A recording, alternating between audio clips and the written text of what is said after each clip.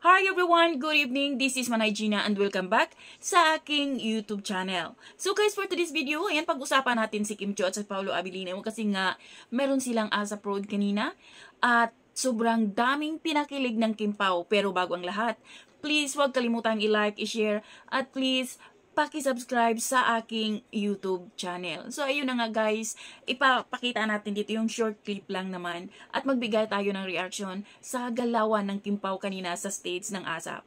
So, ayan guys, o diba? Sa kanilang galawan, what you see is what you get talaga.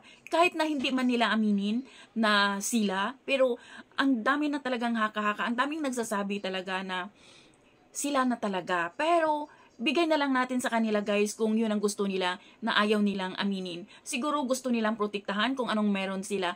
Tama na yung kinikilig tayo, tama na yung meron silang ginagawa na para tayo naman is kiligin, mahappy sa kanilang dalawa.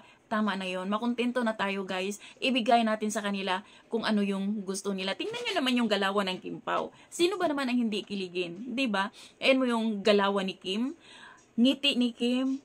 Yung reaction ni Paulo, yung parang gusto niya nang halikan si Kim. Wow, grabe.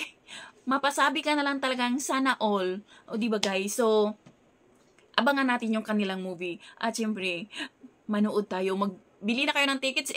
I'm sure guys, ubusan ito ng ticket at sigurado akong grabe ito ha. Blockbuster itong ano nila ni Kim.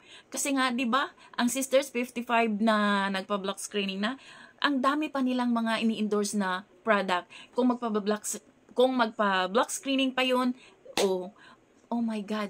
Ubusan ng ticket talaga guys. So, habang maaga pa siguro nung magpabook na tayo sa SM kung saan man para siguradong makapanood tayo ng movie ng Kim Pao. So, yun lang guys. Thank you for watching. Until then, bye. God bless everyone.